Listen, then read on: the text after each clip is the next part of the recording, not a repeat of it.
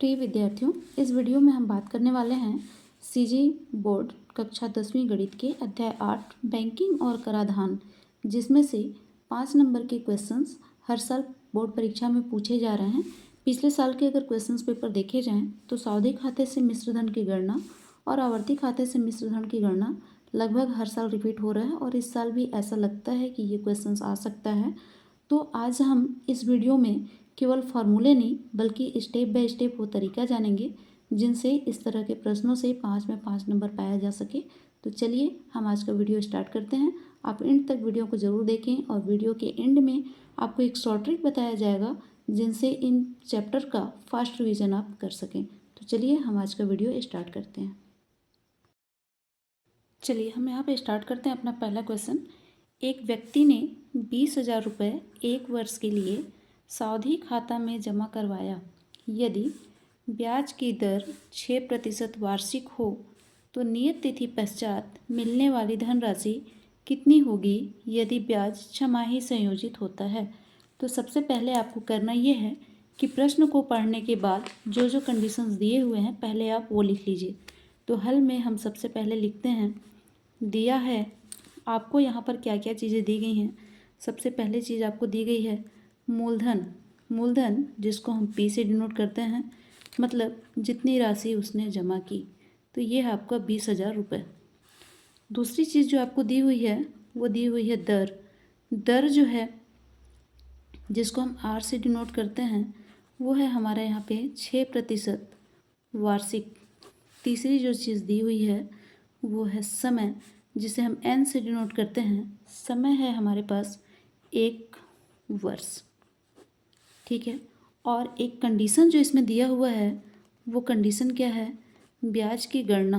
यहाँ पर ब्याज की गणना एक शब्द लिखा हुआ है, यदि ब्याज की गणना छमाही संयोजित होती है।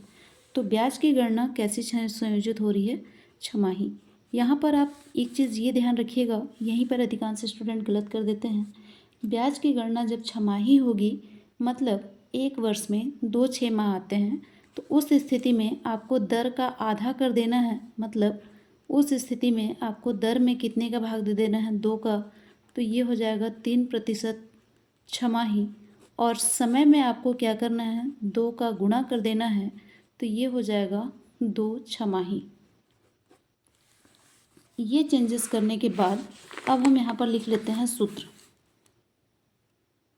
सूत्र जो है, सूत्र हमारा होता है मिश्रधन ए बराबर पी गुणा 1 धन आर बटा 100 पूरे की घात एन। पी का मान यहाँ पर हम रख दें 20,000 गुणा 1 धन आर की वैल्यू हमने यहाँ पे छमाही के लिए निकाल ली है 3%, तो हम यहाँ 3 रख दें बटे 100 और पूरे की घात एन की वैल्यू अब हमारे यहाँ पास है 2 छमाही, तो ये एन की वैल्यू हो गई 2। आगे बढ़ें तो ये हो गया हमारा 20,000 गुणा, यहाँ से देखें तो यहाँ पर एक शॉर्ट ट्रिक आपको अपनाना है कि आपको इसका लघुत्तम लेके हल नहीं करना बल्कि इन दोनों को आपस में आपको जोड़ देना है। तो 100 और 3 कितना हो गया, 103 बटे नीचे में कितना हो गया 100 और ये 2। आपको हर क्वेश्चंस में ऐसा ही करना है। आगे हम बढ़ें तो ये हो जाएगा 20,000 गुणा 103 बटा 100 गुणा 103 बटा 100। ठीक है यहाँ तक। अब यहाँ पे जो जीरो आपके कैंसिल हो रहे हैं कैंसिल कर दीजिए, 1 2 1 2 1 2 1 2। अब आपके पास बच क्या गया, यहाँ से बचा 2, यहाँ से बचा 103 और यहाँ से बचा 103। मैं आपको आगे एक शॉर्ट ट्रिक बता रही हूँ गुणा करने का। गुणा करने में भी मैक्सिमम स्टूडेंट्स लोगों से यहाँ पर गलतियाँ हो जाती हैं। तो गुणा करने का शॉर्ट ट्रिक आप इधर साइड में देख लीजिए। आपको 103 गुणा 103 करना है। आप इसको ऐसा लिख लीजिए 103 और यहाँ पर लिख लीजिए आप 103। गुणा कैसे करना है, इन दोनों का पहले आप गुणा कर लीजिए। तो ये हो गया 3 तिहाई 9, ये आना चाहिए 2 डिजिट का, तो 1 है इसलिए आप यहाँ पे 0 कर दीजिए, ये हो गया। इसके बाद आप इनको जोड़ दीजिए तो 3 और 3 6, ये 0 का 0 और ये 1। ठीक है, तो ये आपका आ गया गुणा। ठीक है, तो यहाँ पे अब हम उसको लिख देंगे 2 गुणा 10 609। अब आप इसको 2 से गुणा कर दीजिए। 2 9 18 की 8, हासिल आया 1, तो 1 हो गया। 2 छक्का 12 की 2, फिर से हासिल आया 1, 0 है इसलिए 1, फिर 2 एकम 2। तो ये हो गया आपका मिश्र धन आंसर 21,218 रुपये। अब हम लास्ट में आंसर लिखेंगे। आंसर होगा, अतः 1 वर्ष बाद 21,218 रुपये प्राप्त होगा। ये आपका पूरा 5 नंबर का ये क्वेश्चन यहाँ पे कंप्लीट हो जाता है। इस क्वेश्चंस में ये आप एक बार पूरे क्वेश्चंस को देख सकते हैं। ये आपके 5 नंबर के क्वेश्चन यहाँ पे पूरे कंप्लीट। मैक्सिमम स्टूडेंट्स जो गलती करते हैं वो गलती यहाँ पर होती है। यहाँ पर आपको अगर ये कट रहा है आंकड़ा, अभी तो 103/100 है तो कटेगा नहीं, कट रहा है तो आपको इसको काटना नहीं है, बल्कि क्या करना है, सीधे सीधे गुणा कर दीजिए और नीचे भाग देना आपके लिए आसान हो जाएगा। तो ये एक बार आपके लिए फिर से रिपीटेड ये क्वेश्चन और ये स्टेप बाय स्टेप पूरा सॉल्यूशन, और इस तरीके से अगर आप प्रश्नों को बनाते हैं तो बोर्ड एग्जामिनेशन में आपको पूरे के पूरे 5 मार्क्स मिलेंगे, कहीं भी कुछ भी नहीं कटेगा। आई होप आपको ये क्वेश्चन समझ में आया हो। चलिए हम नेक्स्ट क्वेश्चन की ओर बढ़ते हैं। आवर्ती खाता। एक व्यक्ति ने भारतीय स्टेट बैंक में 150 रुपये प्रति माह की दर से 2 वर्ष तक आवर्ती जमा खाता में निवेश करता है। यदि ब्याज की दर 5% वार्षिक हो तो 2 वर्ष बाद व्यक्ति को कितनी धनराशि प्राप्त होगी। यहाँ भी सबसे पहले जो कंडीशंस दिए गए हैं उसे हमें लिख लेना है। चूँकि आवर्ती खाता है मतलब इसमें जो पैसे जमा होंगे वो मासिक किस्तों के रूप में होंगे, तो इसे हम लिखेंगे मासिक जमा धन, जिसे हम डिनोट करेंगे पी से।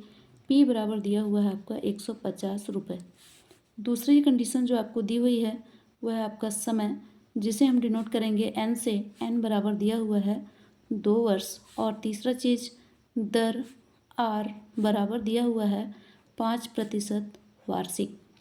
आवर्ती खाता के जब प्रश्नों को बनाएंगे तो एक चीज़ आप हमेशा ध्यान में रखिएगा कि आवर्ती खाता में जो समय होता है, चूँकि मासिक जमा धन है, किस महीनों में जमा हो रही है, महीनों में थोड़े थोड़े करके रकम जमा होती है, मतलब ब्याज की गणना भी आपकी मासिक ही होगी। तो यहाँ जो भी दर रहेगा उसको हमको बदल देना है महीनों में। तो जैसे ही जो भी वर्ष है उसमें आप क्या कर दीजिए, 12 का गुणा कर दीजिए। क्यों? क्योंकि एक साल में 12 माह होते हैं। तो ये आ गया आपका 24 माह। सबसे पहले हम इसके ब्याज की गणना करें तो ब्याज बराबर जो सूत्र होता है P गुणा R बटा 100 गुणा N, N धन 1 बटे 24। यहाँ पे P मतलब मासिक जमा धन, ये यहाँ लिखा हुआ है, तो ये हो गया आपका मासिक जमा धन 150 गुणा R मतलब ब्याज, ये दर 5%, ये हो गया 5 बटे में 100 गुणा N मीन्स महीनों की संख्या। n यहाँ पे क्या है, महीनों की संख्या समय, जो कि है हमारे पास 24 गुणा ब्रैकेट में 24 धन 1 और बटे में कितना आ गया 24। ये 24 कैंसिल, एक जीरो कैंसिल, 5 एकम 5, 5 दूनी 10। यहाँ पे हमारे पास ऊपर जो बच रहा है वो बच रहा है 15 गुणा, यहाँ से बच रहा है 25 और बटे में 2। क्या करना है, इसका आप सबसे पहले तो गुणा कर लीजिए। तो इसका जब आप गुणा करेंगे तो ये आ जाएगा आपका 375 बटे 2 बराबर 187.5 रुपये। ये हो गया हमारा ब्याज। अब आगे हम निकालेंगे मिश्रधन। मिश्रधन बराबर होता है P गुणा N धन ब्याज। P का मान है हमारे पास 150, N है हमारे पास 24 और ब्याज हो गया 187.5। तो यहाँ पे जब आप इनका गुणा कर देंगे तो ये आ जाएगा 3600। 15 चौको 60 की शून्य, हासिल आया 6, 15 दूनी 30 और 6 36 और ये एक जीरो, ठीक है 3600 धन 187.5। इनको जब आप जोड़ेंगे तो ये हो जाएगा 3787.5 रुपये।